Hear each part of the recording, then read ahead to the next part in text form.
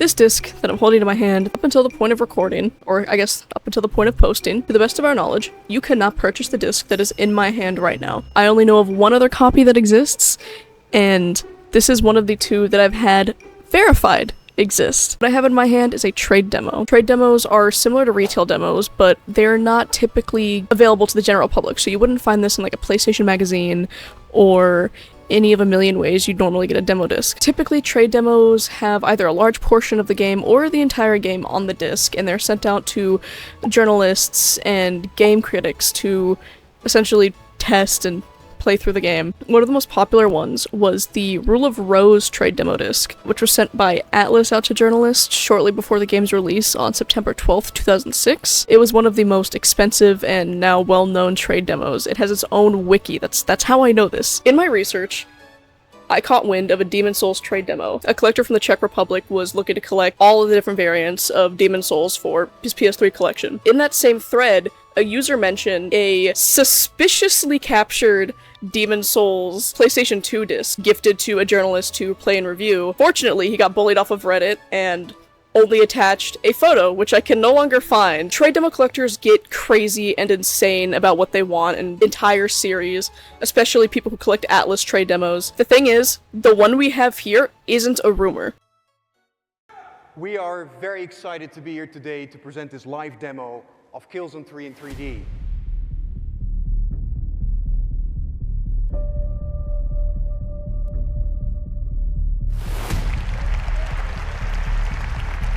Killzone 3 will be fully compatible with PlayStation Move functionality at launch. Runners on that bridge. 3D technology is not something we're looking to merely adapt into Killzone 3. Rather, 3D is a key pillar in our development process, and we are creating Killzone 3 with complete 3D integration in mind. And we'll be talking more about that obviously in the months to come.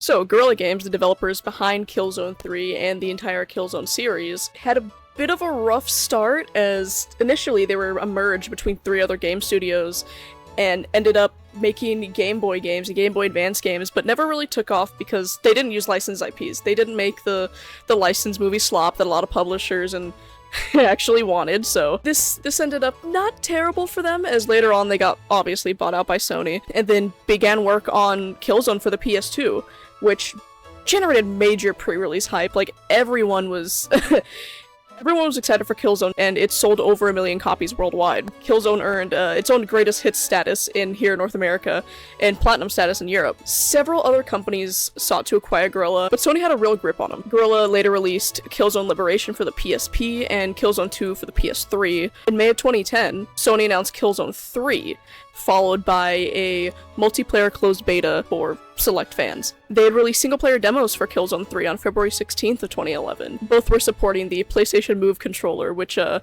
you haven't seen the images of the PlayStation Move controller, they use it for the PSVR as well. It's a stick with a ball on top of it. Weirdly, one of the most innovative controllers, go figure, Sony made it. But, like, you could clip it in to the little plastic gun that you'd get with some editions of Killzone and actually use the PlayStation Move to move and shoot.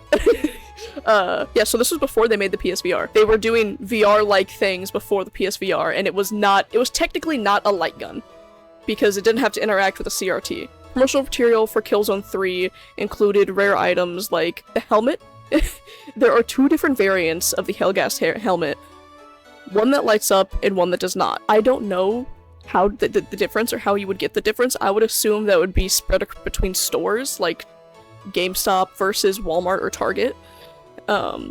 Because Walmart was actually one of the stores invested in Killzone 3's release, with the introduction of the midnight launch tournaments at select Walmarts for Killzone 3, which is where we got the Killzone 3 trade demo. This one was used for the midnight tournaments for Killzone 3 to build up the hype for the game. You could go into your local Walmart, buy the game, play in a tournament, whatever. They had a bunch of other goodies they'd probably give away.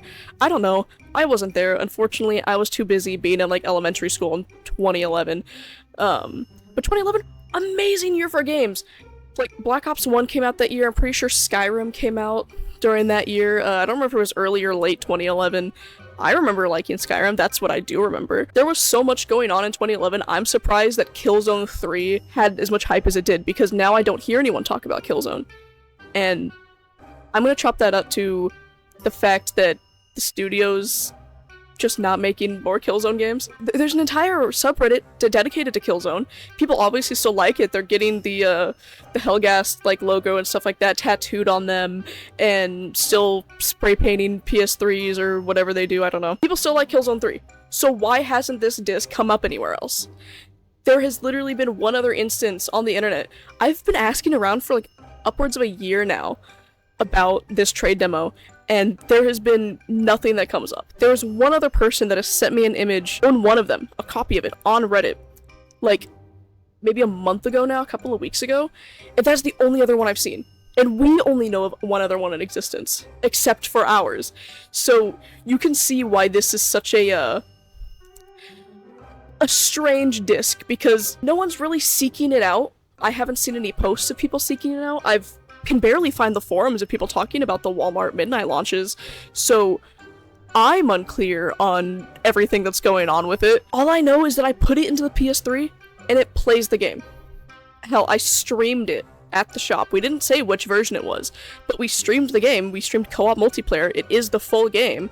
I'm pretty sure, like, if people still played online, you could also play online multiplayer with it. It just played the game. Like, it was a tournament copy that just played the game. Why is no one talking about it, and why has no one seen it? That's why I'm making the video, because I want to be the special one to talk about it.